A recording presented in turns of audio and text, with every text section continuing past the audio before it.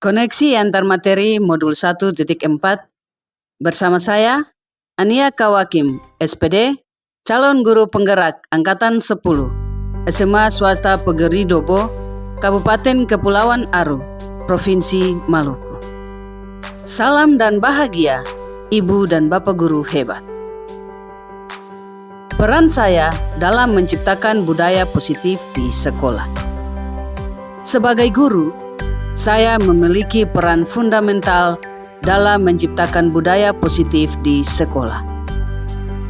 Budaya positif ini dilandaskan pada nilai-nilai luhur Pancasila dan filosofi pendidikan nasional Ki Hajar Dewantara yang menekankan pada kemerdekaan belajar, kemandirian, dan karakter mulia. Untuk mewujudkan budaya positif tersebut, saya menerapkan berbagai konsep inti, termasuk disiplin positif, motivasi perilaku manusia, posisi kontrol restitusi, keyakinan sekolah atau kelas, dan segitiga restitusi. Saya menerapkan disiplin positif dengan berfokus pada pengembangan karakter dan penguatan perilaku positif siswa. Hal ini dilakukan melalui berbagai strategi, seperti penetapan aturan kelas yang jelas dan konsisten, pemberian penghargaan atau perilaku positif, dan penerapan konsekuensi logis yang mendidik. Saya memahami bahwa motivasi perilaku manusia didorong oleh berbagai faktor, termasuk kebutuhan, keinginan, dan nilai-nilai. Saya menggunakan penghargaan sebagai alat untuk memperkuat perilaku positif dan konsekuensi logis untuk membantu siswa memahami konsekuensi dari tindakan mereka. Saya menerapkan posisi kontrol restitusi sebagai pendekatan untuk menyelesaikan masalah dan konflik antar siswa. Pendekatan ini fokus pada membantu siswa memahami dampak dari tindakan mereka dan menemukan solusi yang konstruktif.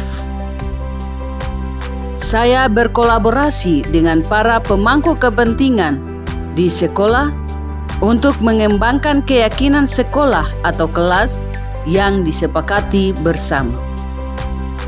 Keyakinan ini mencerminkan nilai-nilai dan prinsip-prinsip yang ingin kita tanamkan dalam diri siswa.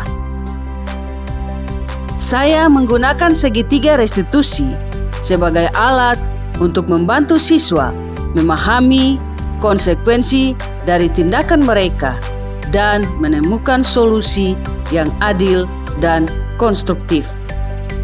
Segitiga restitusi melibatkan 3 pihak: korban, pelaku, dan pihak ketiga yang netral.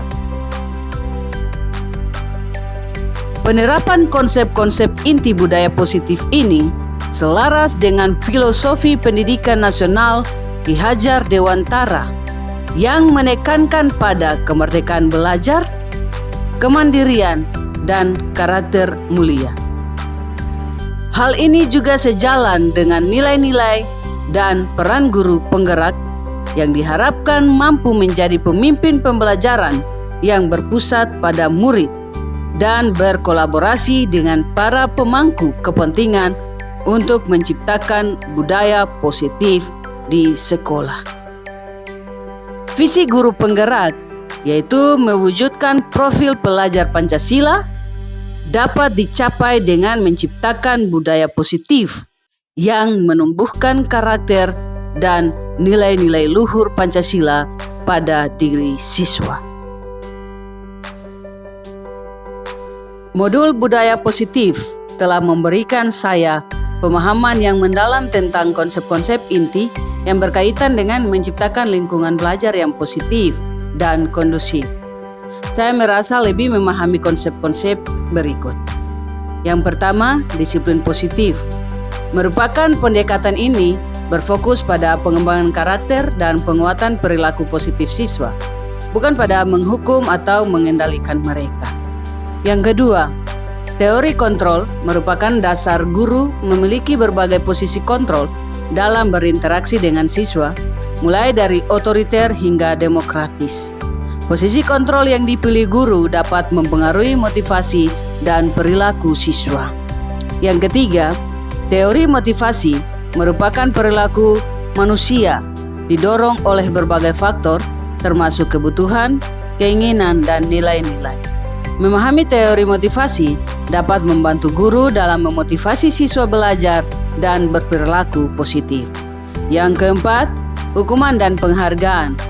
Hukuman dan penghargaan dapat digunakan untuk mempengaruhi perilaku siswa, namun perlu digunakan dengan hati-hati dan konsisten agar efektif. Posisi kontrol guru. Guru memiliki berbagai peran dalam berinteraksi dengan siswa, mulai dari manajer hingga fasilitator. Posisi kontrol yang dipilih guru dapat mempengaruhi dinamika kelas dan pembelajaran siswa. Yang keenam, kebutuhan dasar manusia. Manusia memiliki kebutuhan dasar yang perlu dipenuhi agar dapat hidup dan berkembang secara optimal. Memahami kebutuhan dasar manusia dapat membantu guru dalam menciptakan lingkungan belajar yang suportif dan responsif. Yang ketujuh, keyakinan kelas. Keyakinan kelas adalah seperangkat nilai dan prinsip yang disepakati bersama oleh seluruh anggota kelas. Keyakinan kelas dapat membantu menciptakan lingkungan belajar yang positif dan kondusif. Yang kedelapan, segitiga restitusi. Segitiga restitusi adalah alat untuk membantu siswa menyelesaikan masalah dan konflik antar mereka. Pendekatan ini fokus pada membantu siswa memahami dampak dari tindakan mereka dan menemukan solusi yang adil dan konstruktif. Beberapa hal yang menarik dan di luar dugaan bagi saya dalam modul ini adalah pentingnya membangun hubungan positif dengan siswa, pentingnya keyakinan kelas, dan pendekatan segitiga restitusi, yang mana dapat saya jabarkan sebagai berikut. Modul ini menekankan pentingnya membangun hubungan yang positif dan saling menghormati dengan siswa. Hubungan yang positif ini dapat menjadi fondasi yang kuat untuk menciptakan budaya positif di kelas. Modul ini menunjukkan bahwa keyakinan kelas dapat menjadi alat yang ampuh untuk menciptakan lingkungan belajar yang positif dan kondusif. Keyakinan kelas yang disepakati bersama dalam membantu siswa memahami nilai-nilai yang penting dan berperilaku sesuai dengan nilai-nilai tersebut. Modul ini memperkenalkan segitiga restitusi sebagai alat yang efektif untuk membantu siswa menyelesaikan masalah dan konflik antar mereka. Pendekatan ini membantu siswa untuk bertanggung jawab atas tindakan mereka dan menemukan solusi yang adil dan konstruktif. Sebelum mempelajari modul budaya positif, cara berpikir saya dalam menciptakan budaya positif di kelas dan di sekolah berfokus pada metode disiplin tradisional. Saya sering mengandalkan penghargaan dan hukuman eksternal untuk mengendalikan perilaku siswa. Namun, modul ini telah secara fundamental mengubah perspektif saya tentang menciptakan lingkungan belajar yang positif. Yang mana poin pentingnya adalah, yang pertama, dari hukuman ke disiplin positif. Yang kedua, memahami akar permasalahan. Yang ketiga, kolaborasi dan tanggung jawab bersama. Yang keempat, langkah pencegahan. Dan yang terakhir adalah empati dan membangun hubungan. Sebagai seorang guru, saya memiliki pengalaman dalam menerapkan konsep-konsep inti dalam modul budaya positif di kelas saya. Salah satunya adalah dengan menekankan budaya sopan santun dan berbicara dengan penuh tata krama kepada siswa. Berikut adalah beberapa contoh pengalaman saya.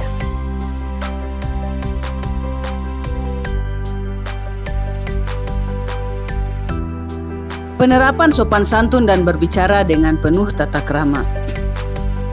Yang pertama, membuat aturan kelas. Saya membuat aturan kelas yang jelas dan mudah dipahami oleh siswa, termasuk aturan tentang bagaimana mereka harus saling memperlakukan dan bagaimana mereka harus berbicara dengan guru dan orang dewasa lainnya. Yang kedua, memberikan contoh teladan. Saya selalu berusaha untuk menunjukkan contoh yang baik kepada siswa dengan bersikap sopan dan santun dalam interaksi saya dengan mereka dan dengan orang lain. Yang ketiga, memberikan pujian dan pengakuan. Saya memuji dan mengakui siswa ketika mereka menunjukkan perilaku sopan dan santun, seperti mengucapkan terima kasih dan tolong. Berbicara dengan suara yang tenang dan mendengarkan dengan penuh perhatian. Yang terakhir, memberikan konsekuensi. Ketika siswa tidak menunjukkan perilaku sopan dan santun, saya memberikan konsekuensi yang sesuai, seperti teguran verbal atau time out. Peran saya. Yang pertama, senang dan termotivasi.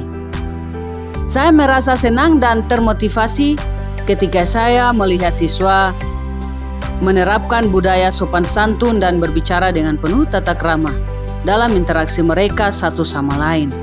Hal ini menunjukkan bahwa mereka telah memahami dan menerima nilai-nilai yang saya ajarkan.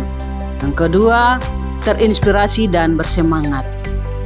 Saya merasa terinspirasi dan bersemangat untuk terus menerapkan konsep-konsep budaya positif di kelas saya, karena saya melihat dampak positifnya pada perilaku dan sikap siswa. Evaluasi penerapan. Hal yang sudah baik. Yang pertama, kesadaran meningkat. Siswa semakin sadar akan pentingnya bersikap sopan santun dalam interaksi mereka dengan orang lain. Yang kedua, perilaku semakin baik. Perilaku siswa secara keseluruhan semakin membaik dengan lebih sedikit perselisihan dan pertengkaran. Yang ketiga, hubungan semakin kuat. Hubungan antara siswa dan guru semakin kuat, didasari rasa saling menghormati dan menghargai. Hal yang perlu saya perbaiki yaitu yang pertama, konsistensi. Masih ada beberapa siswa yang perlu diingatkan secara konsisten untuk bersikap sopan dan santun. Yang kedua, pendekatan individual. Saya perlu lebih memperhatikan kebutuhan individual siswa dan menyesuaikan pendekatan saya untuk membantu mereka menerapkan nilai-nilai budaya positif. Yang ketiga, keterlibatan orang tua. Saya perlu meningkatkan keterlibatan orang tua dalam penerapan budaya positif di rumah, sehingga nilai-nilai yang diajarkan di sekolah dapat diperkuat di lingkungan rumah.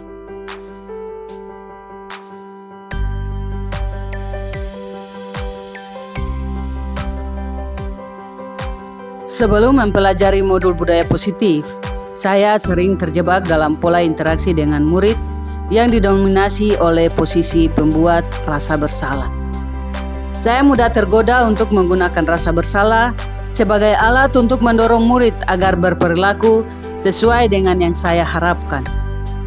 Saya akan membuat komentar seperti, "Bagaimana kamu bisa melakukan ini?"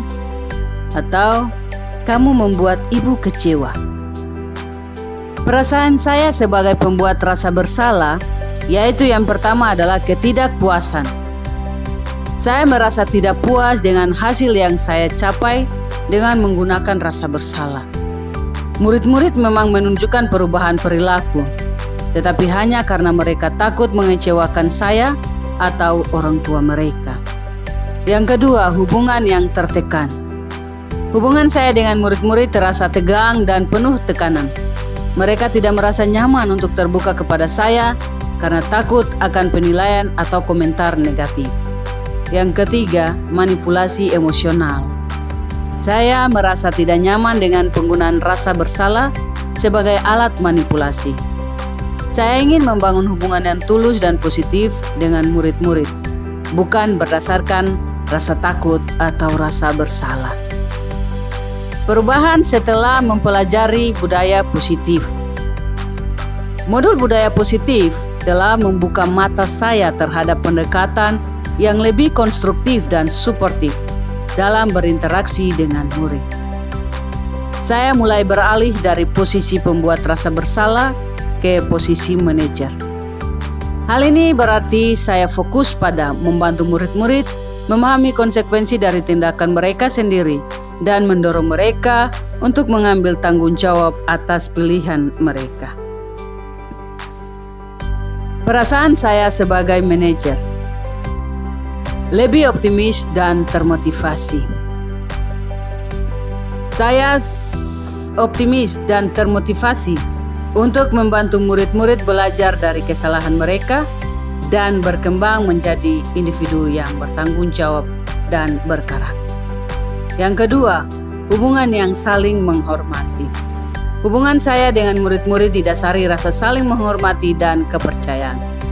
Mereka merasa nyaman untuk terbuka dan belajar dari saya, dan saya menghargai pendapat dan ide mereka. Yang ketiga, pemberdayaan murid. Saya merasa senang melihat murid-murid mengambil kepemilikan atas pembelajaran mereka dan membuat keputusan yang bertanggung jawab.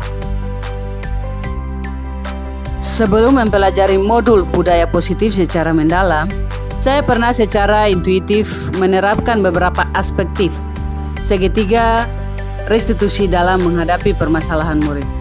Namun, pemahaman saya tentang konsep ini masih belum lengkap dan konsisten. Contoh penerapan segitiga restitusi. Yang pertama, menstabilkan identitas.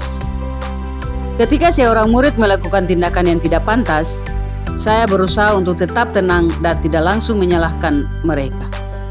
Saya fokus pada perilaku yang tidak diinginkan, bukan pada karakter pribadi murid. Yang kedua, validasi tindakan salah. Saya membantu murid untuk memahami dampak dari tindakan mereka dan bagaimana hal itu dapat menyakiti atau mengganggu orang lain.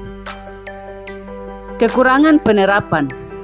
Yang pertama, kurangnya pemahaman. Pengetahuan saya tentang segitiga restitusi masih terbatas, sehingga saya belum bisa menerapkan semua tahapan secara efektif. Yang kedua, ketidakkonsistenan. Penerapan segitiga restitusi tidak selalu konsisten, tergantung pada situasi dan tingkat frustasi saya saat itu.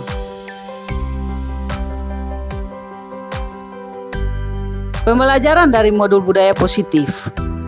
Modul budaya positif memberikan saya pemahaman yang lebih mendalam tentang segitiga restitusi dan bagaimana menerapkannya secara efektif dalam berbagai situasi. Saya belajar bahwa segitiga restitusi bukan hanya tentang menghukum murid, tetapi juga membantu mereka belajar untuk belajar dari kesalahan mereka, memperbaiki kesalahan, dan membangun kembali hubungan dengan orang lain. Pentingnya mempelajari hal lain. Selain konsep-konsep yang disampaikan dalam modul budaya positif, saya percaya bahwa beberapa hal lain juga penting untuk dipelajari dalam proses menciptakan budaya positif di lingkungan kelas maupun sekolah. Yang pertama, keterampilan komunikasi yang efektif. Kemampuan untuk berkomunikasi dengan jelas, empatik, dan terbuka sangat penting untuk membangun hubungan yang positif dengan murid, orang tua, dan rekan kerja. Yang kedua, manajemen emosi.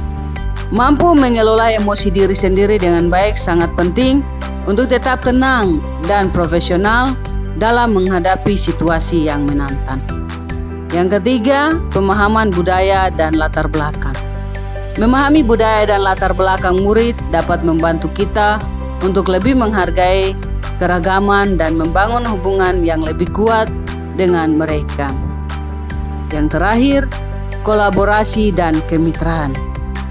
Bekerja sama dengan murid, orang tua, dan rekan kerja untuk menciptakan budaya positif di sekolah sangatlah penting. Dengan terus belajar dan mengembangkan keterampilan ini, kita dapat menciptakan lingkungan belajar yang positif dan suportif, di mana semua orang merasa dihargai, dihormati, dan diberdayakan untuk mencapai potensi penuh mereka.